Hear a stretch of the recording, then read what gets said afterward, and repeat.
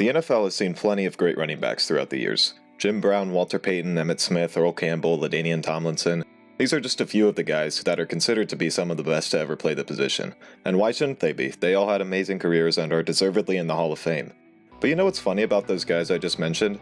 Although they're all legendary running backs, none of them ever achieved what could be argued is the most impressive thing for a running back to do. And that's rush for 2,000 yards in a single NFL season.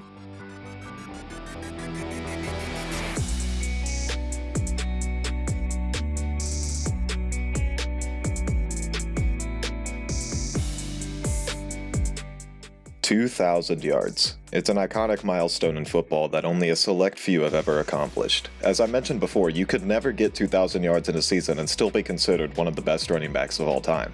But for those who do it, they're forever a part of an extremely exclusive club for one of the most electrifying and brutal positions in sports. The reason this 2,000 club is so exclusive is because, obviously, getting 2,000 yards is pretty difficult. But how difficult? Let's look at it like this. Say you're a running back in the NFL, and throughout the course of a full season, you average 15 carries per game to put you at a year-end total of 240. This is already quite impressive. Only a handful of running backs these days will carry the ball this many times in one season. But now let's say that in addition to this, you also manage to average 5 yards per carry for the same season. Good job. It's actually really hard to do both of these things because it means that you're getting the ball a lot, but you're also getting significant yardage with each of your rushes. Only 9 players did both of these things in the same season in the last decade. It happened more often back in the 2000s because that was the era of power running, but the point is, if you can meet both these criteria, you're a very good running back. Probably one of the best in the league, if not the best. But even if you do that, 15 carries a game for 16 games and 5 yards per carry, guess how many yards that puts you at for the year? 1,200. Just 1,200 yards. You're still barely even halfway to the glorious 2,000 mark. And that, boys and girls, is why getting 2,000 is so damn hard. Being very good is not nearly enough. No, to get into this club, you have to do something extraordinary. Impossible, almost. So let's meet the 7 men who have done it.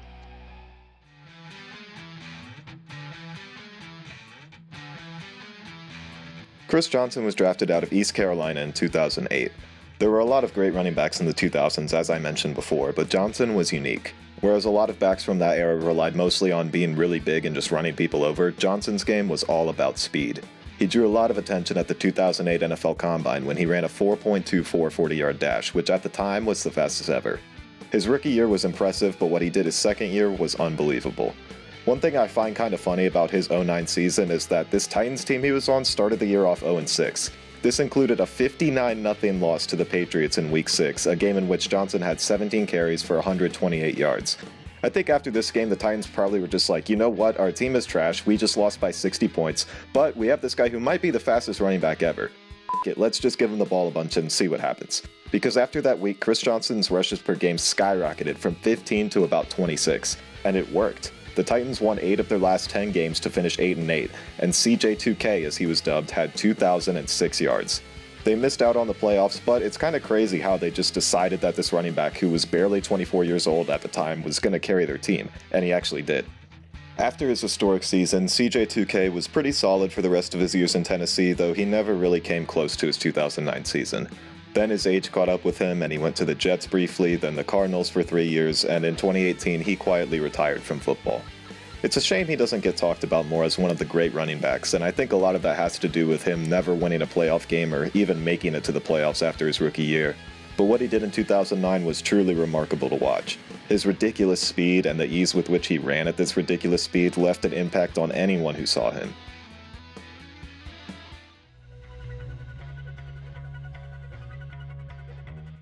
When you look at the 7 guys on our list, you'll see 6 of them were drafted in the first round. 5 of them went in the top 10 overall, and 4 in the top 5. Terrell Davis is the only non-first round pick to rush for 2,000 yards. And he wasn't a second round pick either, or a third, or a fourth, or a fifth. Davis was drafted in the 6th round of the 1995 NFL Draft, and he made everyone regret it. In 1997, he rushed for 1,750 yards and helped the Broncos win a Super Bowl.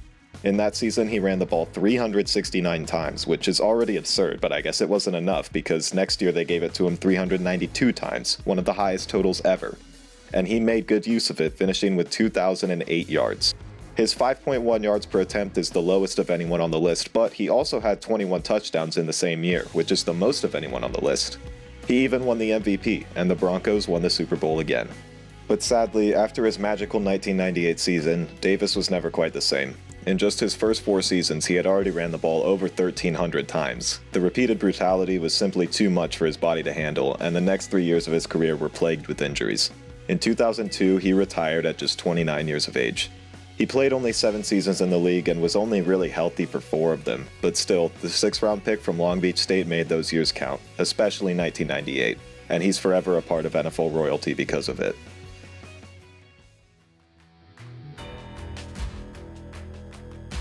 Jamal Lewis was drafted by the Baltimore Ravens in 2000, and in his rookie year he made an immediate impact, rushing for over 1,300 yards and helping them win their first Super Bowl. He missed the following season with a knee injury but picked up right where he left off in 2002, getting 1,300 yards again and cementing himself as one of the best running backs in an NFL that at the time was full of great ones. But 2003 was the year Lewis would always be remembered for. He rushed for 2,066 yards and became the 5th player to crack the 2,000 mark. Every week he put on a show as he would just bulldoze people with his 5'11", 245-pound frame. I mean, look at the guy, would you want to tackle that? When he got going, Lewis was impossible to bring down, and no team struggled to do so more than the Cleveland Browns. I couldn't find any evidence of Jamal Lewis publicly discussing his feelings toward the Browns in 2003, but he must have hated them because in his 2 games against Cleveland that year, he rushed for a combined 500 yards. Just that one team gave him 25% of the yards he needed to get to 2,000. It's even funnier when you consider that the Ravens used to be the old Cleveland Browns, and this was just a few years after the new Browns were added to the league as an expansion franchise. Lewis played for the Ravens for 3 more years after his 2,000-yard season, but never produced in the same capacity again. After the 2006 season, the Ravens released him, and he ended up signing with the... Wait, he went to the Browns? Okay, maybe he didn't hate them after all. I don't know, this is weird. Lewis had some success with the Browns, but was clearly slowing down a bit. After the 2009 season, he decided to call it a day and retired after 10 years in the NFL. Now really quick, I just want to say, out of the 7 players on our list, Jamal Lewis is the only one who is eligible for the Hall of Fame but has not been inducted yet. So can I just ask, what are we doing here? This guy was a f***ing beast. I say put him in the Hall of Fame. Well, he may not be in the Hall of Fame, but he is in the Hall of 2,000-yard rushers, and that's way more prestigious anyways.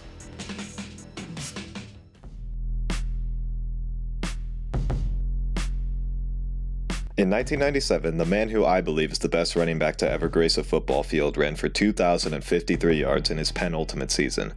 I could go on about why I think Barry Sanders is the GOAT. He rushed for 1,500 yards in 5 separate seasons. He had at least 1,300 in every season except for 1, but that was just because he got hurt. And did you know he did all this while playing for the f***ing Lions? Except for when he was in college, of course. Oh god, don't even get me started on his college days. But whatever, for now we're just looking at his 2,000-yard season.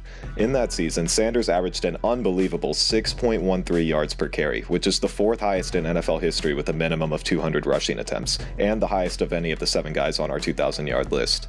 The way in which he got to 2,000 yards is pretty crazy too. He had just 53 total yards after the first 2 games of the season, which in theory would put 2,000 yards out of the question. But not if you're Barry Sanders. He proceeded to rush for over 100 yards in all 14 of his remaining games. This included a couple of 200-yard performances and a 184 Week 17 showing to push him over the top. In the final 5 games of the season, he ran for 842 yards, an average of 168 per game. And it's not like he was young when he did this. 29 is relatively old for a running back. He played only 1 more year after this, in which he just casually ran for almost 1,500 yards at the age of 30, no big deal, and then he decided he'd had enough after 10 seasons. For most of these players, getting 2,000 yards is the crowning individual achievement of their careers, but for Barry Sanders, it was just another thing to add to his already godlike resume.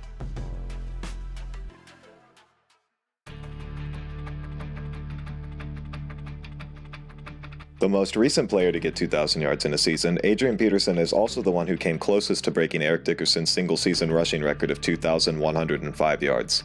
I know we haven't talked about Dickerson yet, we'll get to it soon. Peterson was drafted by the Vikings in 2007 and quickly established himself as one of the best backs in the league, racking up over 1,700 yards and 10 touchdowns in just his 2nd season. But the best was still to come, and it came at the most unlikely of times. On Christmas Eve of 2011, Peterson got injured in a game against the Redskins. It turned out to be a bad one, torn ACL, torn MCL. It's the kind of injury that can sometimes keep a player out for up to a year, but through intense rehab and just in general being a freak of nature, Peterson was ready to go for week 1 of the following season, just 8.5 months after his injury. Fans were just thrilled to see him playing at all. They didn't even really care if he wasn't as good as before. As it turned out, he would somehow be even better. Like many other 2,000-yard rushers, he started off the season kinda slow. A lot of it was because the Vikings knew he was coming off a major knee injury and they didn't want to take any risks, but once they knew he was good to go, they let him loose. He started putting up monster yardage totals on a weekly basis: 153, 182, 171, 210, 154, 212, and then all of a sudden it was week 17 and he only needed 102 yards to get to 2,000. But that wasn't even what people were really talking about. With the role Peterson was on, everyone just kind of assumed he would break the 2,000 mark. People were much more interested in seeing if he could break the single-season record. For that, he would need 208 yards, a much taller order. And of course they were interested to see if the Vikings would win, because a win would put them in the playoffs. Peterson broke 2,000 yards with plenty of time to spare, and although he would say he was just happy to get the win, it is pretty frustrating how close he came to the record. His 199-yard performance that day put him at 2,097 yards on the season, just 8 shy of Eric Dickerson. Regardless, it was still one of the most outstanding comeback seasons ever seen in football, or any sport for that matter. Unlike the rest of the 2,000-yard rushers, Peterson hasn't retired yet. At age 34 in the 2019 season, he still did pretty well for himself as a key part of the Washington Redskins running game. And as a Redskins fan, I can say there are times when he looks just like his younger self. Peterson's 2012 MVP season was impressive on its own, no doubt. But when you consider the circumstances leading up to it, it's kind of a minor miracle that he did what he did.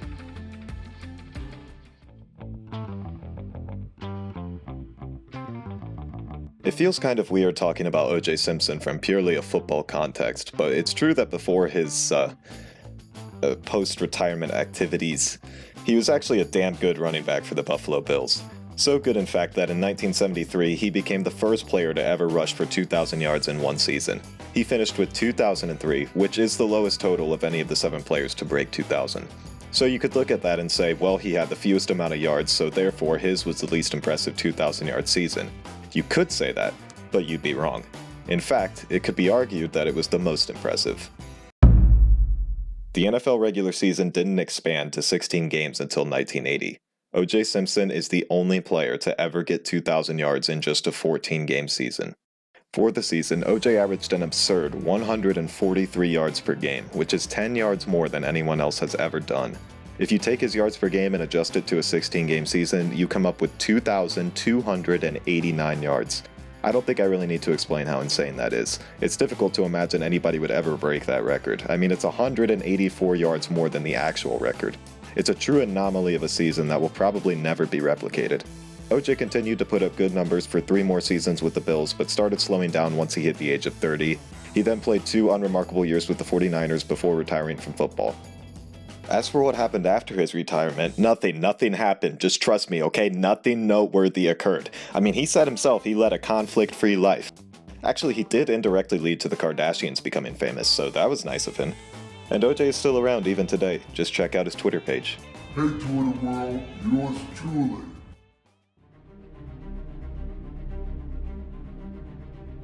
Well, we finally made it to number 1.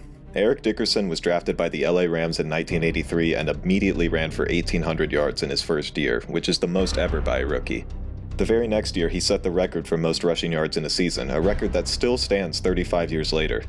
There isn't really a crazy story to this like there is with some of the other guys. The man just racked up a ton of yards. Week 10 was when he really kicked into gear, as he went on a 6-game stretch of recording at least 130 yards, including 2 200-yard performances. He actually already had 2,000 yards and the record by the time he got to the final game of the season. He added 98 more in that game to get him to 2,105, and he forever etched his name in NFL history. And he took home the MVP as well. He played 2 more years with the Rams before being traded to the Colts, and he had a couple more Pro Bowl seasons with them before it's starting to slow down. He played with the Raiders for a year, then the Falcons, and then he retired.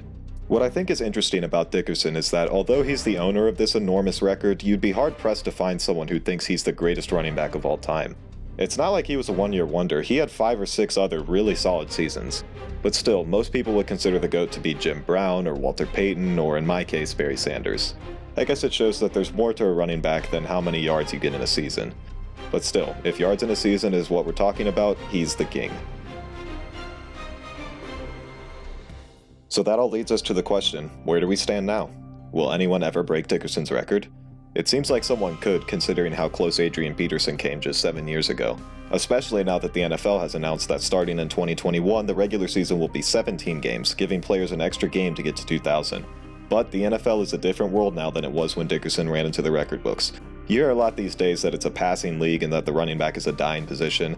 That narrative seems to be shifting a bit in recent years, with great running backs coming into the league like Ezekiel Elliott, Saquon Barkley, Christian McCaffrey. But it's different now. The running back game has been revitalized in a way by teams like the 49ers, but the 49ers had 3 different running backs last year who got a pretty even split of the carries. So their leading rusher was Raheem Mostert, and he didn't even get 800 yards.